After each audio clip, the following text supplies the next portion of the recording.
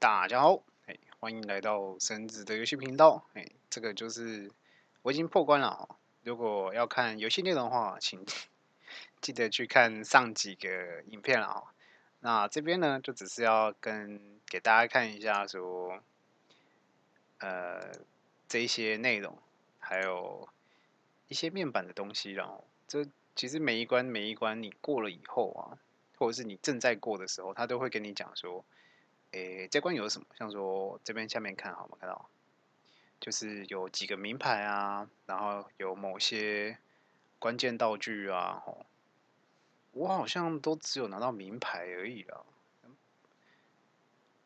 还有一些名牌没有拿到了，一张名牌没拿到，还有2张名牌没拿到，没有错，因为这个是被访问的人嘛，所以他是活着，然后这2张没有拿到，但是我觉得应该是他应该没有活着啦。我看一下1、2、3、4、5、6嘛，然后18、20，没有错，20个人下去只有1个人上来，嗯，真悲惨。然后我想了一下，上个影片的最后结尾那边呢，就是整个故事都有一个潜水员在帮他，那他应该是在讲说是他的祖父啊，因为你看这边有讲到说，对他来说一个外壳铜头盔就是已经重到不能忍受，这个东西就是很重嘛。那他讲到铜头盔，这是最老式的潜水衣哦。那一直以来一直在帮他的都是那个潜水衣，然后他最后结局的时候就是他到海的最深处，然后跟着那个穿着很旧式的潜水衣的那个人走，那应该是他爷爷。那不知道是他看到的幻象还是真的啊。那这个结局应该也不算太差了，因为你看哦，他在这边讲到说，他的第一个回忆，他只有2个回忆嘛。第一个回忆就是他呃掉到小池塘里面，然后一直下降，然后他拉住他的手，呃，第2天他就开始游泳，那代表是他可能很相信他的祖父，那他最后就是跟着他祖父走。那好，我觉得不算太差了，不算太差。好，那这边呢，这边的访问呢，我就看过去，那我不会再念过，那我的游标会跟着他念到哪边就走到哪边，这样。好，那我们就开始来看吧。From KQDB in Minneapolis, I'm Emily Kaler. This is Open Air. The Oceanova project captured the global imagination when announced in 2016. 3 years later, a small crew of miners and researchers made their home more than 1,000 miles from shore, 2 miles beneath the sea. On February 2nd of last year, the $2 billion installation was battered by shock waves resulting from an undersea earthquake. My guest, Kip Mattas, was on site as an engineer when the habitat, Compass 1, began to take on water. He escaped with 2 colleagues, eventually finding himself alone on the seafloor in a high-tech dive suit.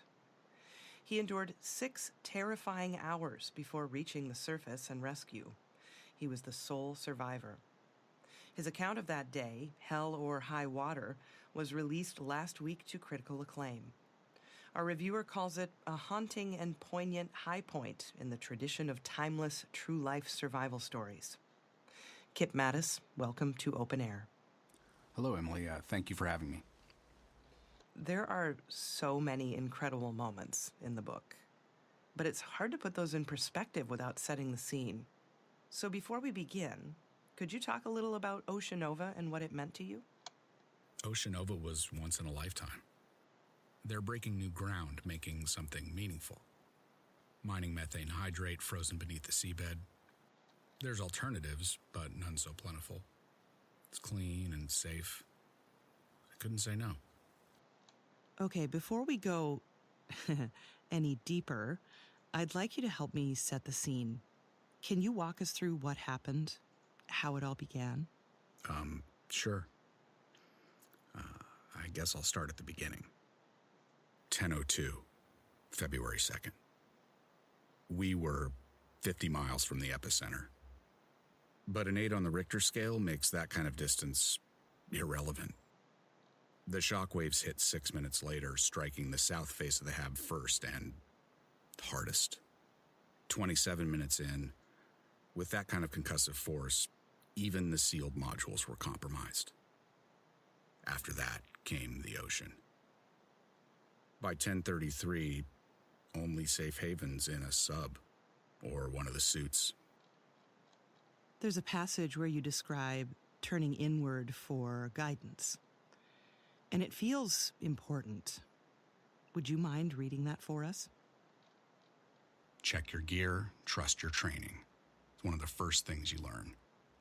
But the second they fail, you fall back on what you know best. For me, it's the list. This time, it wrote itself. Keep breathing, find others, and get the hell out. That's Kip Mattas reading from Hell or High Water. Now, I think it's safe to say that this book, your experience, is... well, it's about pressure, isn't it? When it's all bearing down on so many levels, it's got to be managed. You can't shake the pressure. Just make your peace with it. Don't let it take the wheel. There were 2 habitats, one of which was Compass 1, your home, but it was also an established rendezvous point in case of emergencies. Was there any precedent you could look to for guidance? Yes. I mean, there's protocol for everything. Has to be. Second guessing puts lives at risk, so it's best to stick to procedure, step by step. So with an all-hands call, you head straight for Compass 1. Try and reach surface from comms. Do you remember a certain point where the scales tipped? Where you're like, okay, this is even worse than I thought? And I think it was hardest when I eventually got back to Compass 2. I mean, you're holding out for hope that someone else had survived. And from the outside, the structure seemed intact. So I figured whoever's inside might, well, maybe it's okay. We ran all kinds of drills. And you believe you know what to expect.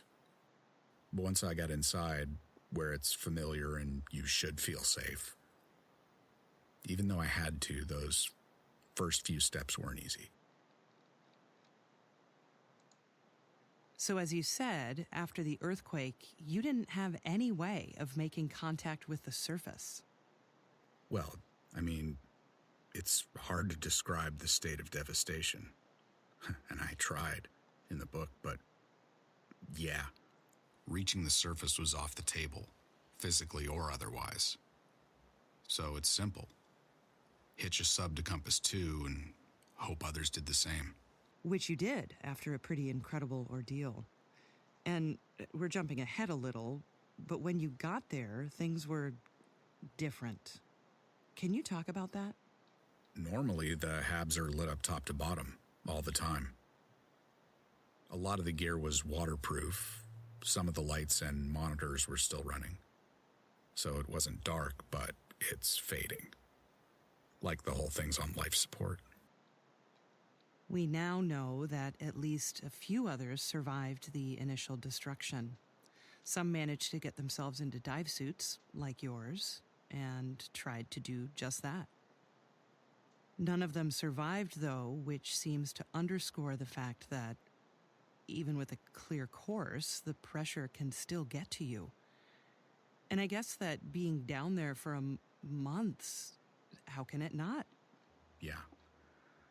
It's relentless. I mean, the isolation is unnatural. Little problems start to spiral. Any baggage you don't check at the surface comes unpacked pretty quick. Some find ways to cope. others struggle. How do you mean? Well, time kind of stops, right? And watching life go by inside the bubble is cruel. The ones that care get a head start learning to live without you. So the grief comes first, whether or not you're really gone, which feels like they already let you go. You had to confront loss on an entirely different level. That's evident when you write about finding one of your colleagues for the first time. Dr. Pahlavi? Yeah, that's right. Was that the first time? No, not exactly. No, I mean, I've seen death before, but not like this. Up here, the impact's usually more abstract. This is intimate. It's like when you pass an accident on the freeway. All the possibilities run wild. But then a song you like comes on, or your exit's coming up, and you've moved on. Back to normal. What's it like living in a habitat? I mean, there were 20 of you, including scientists and engineers like yourself. Sardines in a tin? They're planning on 60, 75 once the whole thing's staffed up. So just 20 of us felt hollow. There's not much time for recreation, but the options are there. They did their best to keep us happy. But not exactly carefree, I guess. Right. We even had this saying, "In God we trust, everything else gets triple-checked." But so much diligence makes every aspect of daily life heavy. Each task or item, like getting into a suit or going outside, has an equivalent weight. So, for getting cargo or yourself over to Compass 2, the shuttle's the most efficient option, relatively speaking. The protocols, the lack of sunlight, breathing recycled air. How do you cope with all of that? Well, they give you shots, and we do these checkups with the surface every 2 weeks. The little things are tough, the stuff you have to live without, as well as the new inconveniences you have to accommodate. They kept the heat up, but the weight and presence of the ocean, you can't shake that. Gets under your nails and gums like your teeth are coming loose. And then at some point it recedes. You might not notice that till you're topside, but it's always there. You describe this feeling that you had midway through that escape might be impossible, which led to thoughts of suicide. I have to ask, was it something you seriously considered? I was just being pragmatic. But thankfully, I never had to get serious. But as a last resort, I mean, the prospect of just wandering, wearing myself down, that's pretty grim. So, yeah. So I did. Thought about giving up. With that much time to think about nothing, just about anyone would. Thing is, the suit's designed to keep you safe, even from yourself. Makes it hard to take the easy way out. It's ironic that the suit, the one thing keeping you safe, it was like your tomb. It successfully kept you inches from death for hours. That's true. Regulators busted, hemorrhaging air, but I made it. I mean, the ADS is an incredible piece of technology. Mine took a lot of abuse. Tracks all this info about you, heartbeat, oxygen intake, biorhythms, everything but your odds of survival. Still, does it make it better knowing how bad things really are? The suit keeps out what you need to be afraid of. Only the fear's trapped in there with you, and it's thriving. So yeah, maybe you're safe and dry, but inside you're drowning. More with author and Oceanova survivor Kip Mattas after the break. Welcome back to Open Air. My guest today is Kip Mattas, sole survivor of the Oceanova disaster. He survived 6 breathless hours at the bottom of the sea. Kip, in the beginning, you weren't alone. You had some colleagues, J.B. Castillo and Dr. Cora Vanderoe. They actually started out together.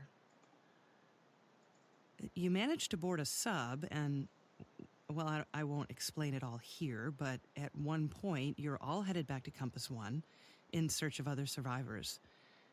And then things go horribly wrong. Now, you were prepared, but what happened next caught you completely off guard. Can we talk about that? Sorry, can you repeat the question? I was hoping you'd talk about the moment when you realized that the ones you collided with were, in fact, the ones you were trying to save. It was horrible. I mean, the odds of us finding them in the first place were poor. I sure as hell didn't expect to run into them. I don't know. I mean, I never found out who was in the other half of the wreck. Not alive, anyway. We were talking about protocol. By your own admission, there are instances where you didn't follow procedure. There's your radio and Cora. Granted, this was unprecedented. But as you said, second-guessing puts lives at risk. Do you think the outcome might have been better if you'd just followed the rules? Well, it might. But there's no way to know that. So you're lost and looking for some way out of all of this. And really your only option now is the other habitat, Compass 2. And what's most unsettling to me is you're in this dive suit. You call it a walking coffin.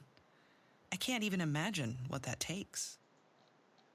It takes everything.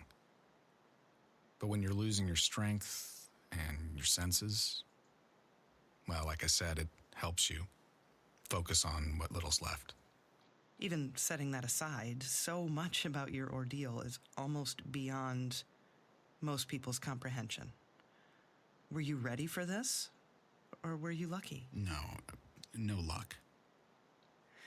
You mentioned possibilities.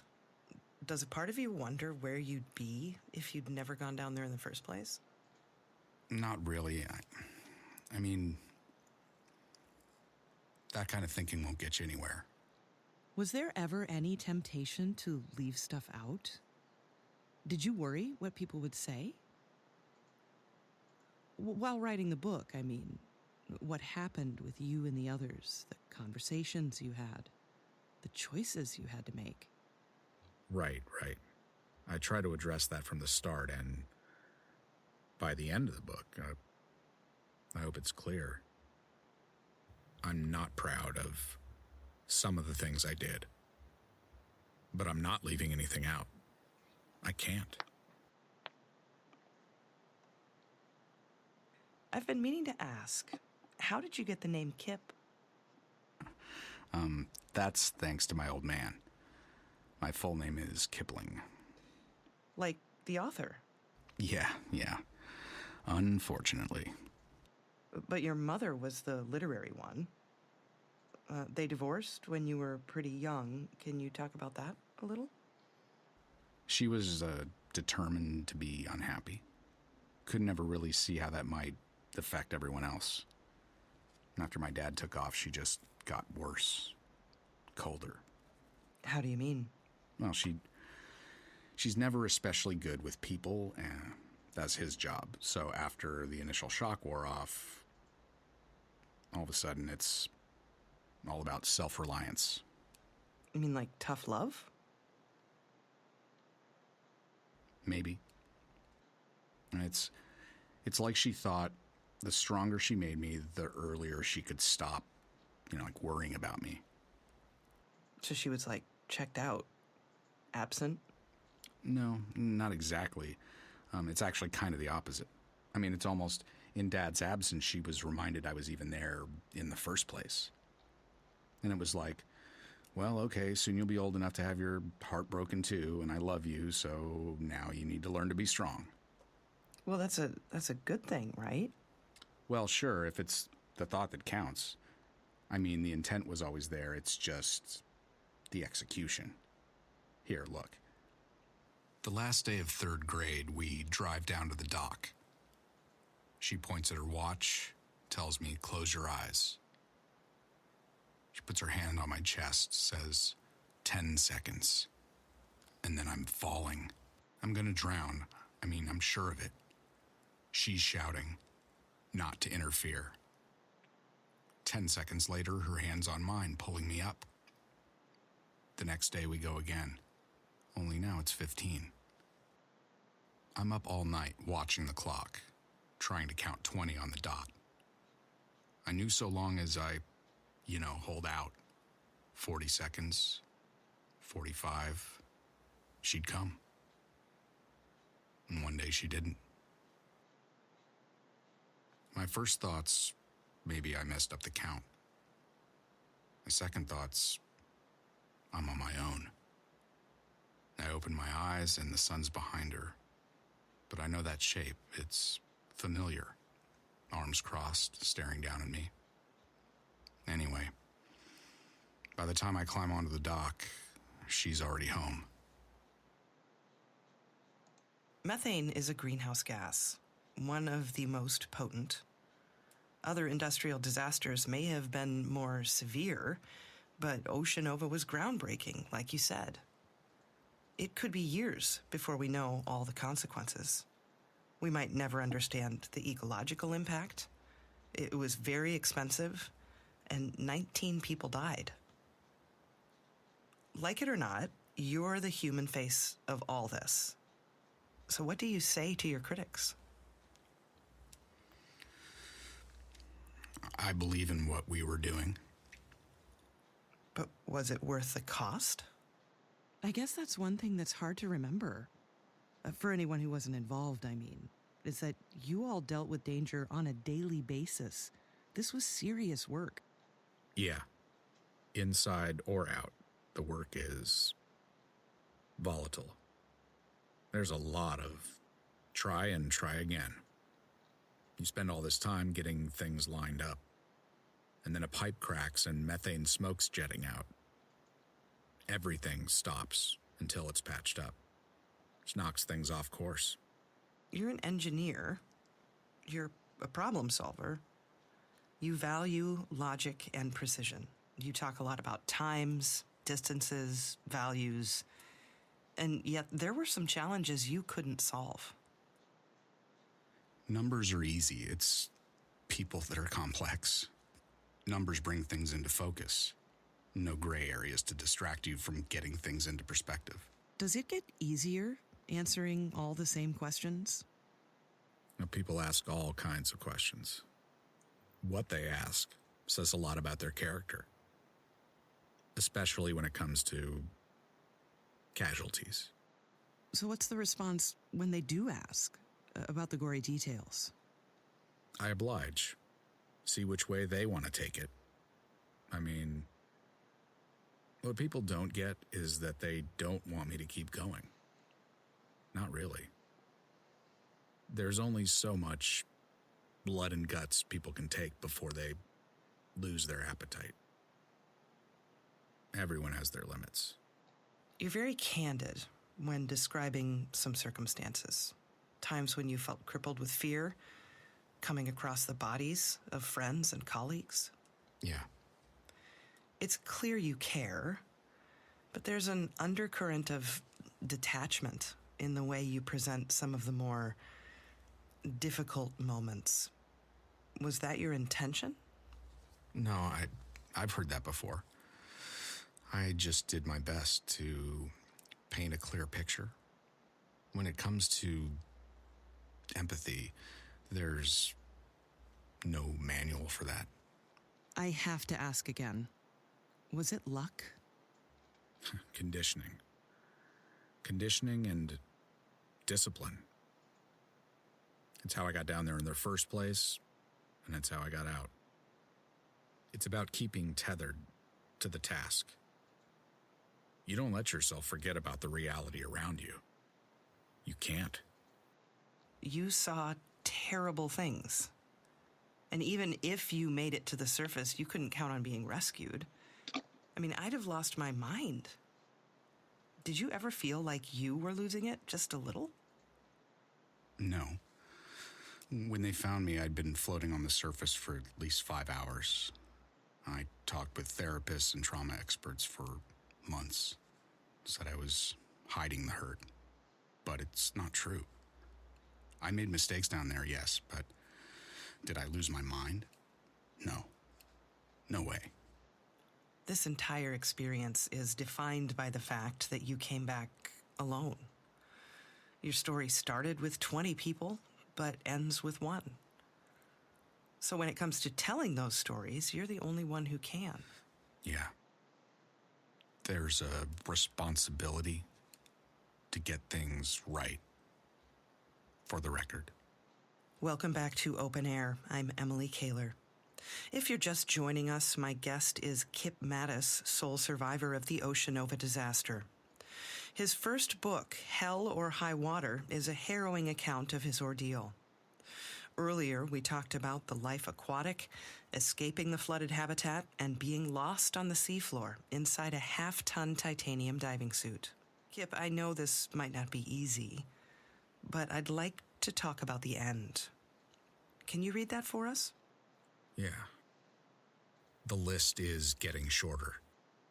The hatch opens with its usual reluctance, flooding the room with light. The pod is there. I'm going home. Tomorrow I'll be the sole survivor. But for now, I'm not alone. How did you feel when you figured it out? At that point, and that close, I was running on fear. So when I saw another suit in the room, it's almost too much to process. I couldn't believe that it was... Virgil made it. Just like me. Only I'm locked inside the pod and he's locked out. He's not coming back. And that's on me. So are you saying that if you did something differently, that Virgil would have lived? That's right. Until I saw him, fear in his eyes, I thought I was the only one. It was a bad call. You didn't kill him. Really? Who did? Bad luck? I'm responsible. Look, I'm up here talking with you, and he's still out there. Kip, it's been more than a year since all this happened. You wrote a book and told your story. Are you ready to be done? Yeah. It's time to move on. Get myself working again. Kip Mattas, thank you so much for spending time with me today. Thanks for having me, Emily.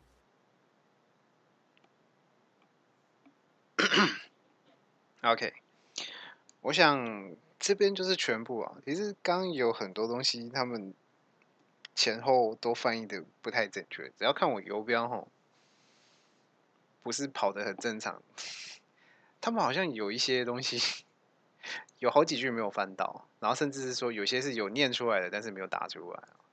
那大概整个就是这样啊，觉得还蛮有趣的。这个整个故事就这样子的穿插在游戏里面。好，就在讲这整件事情。好，那我想这个影片就只是给大家看看整个访问内容，没有什么游戏的内容这样。那还是一样，如果喜欢我的影片的话，虽然说这集非常的偷懒，对，非常偷懒啊。那还是一样，喜欢我的影片，喜欢的话就在左下角大方点下来订阅，下方留言，右下角点个赞，或者是订阅我的粉丝团，并且分享出去，对我来讲都是一个很大的帮助。那我们下个系列再见喽。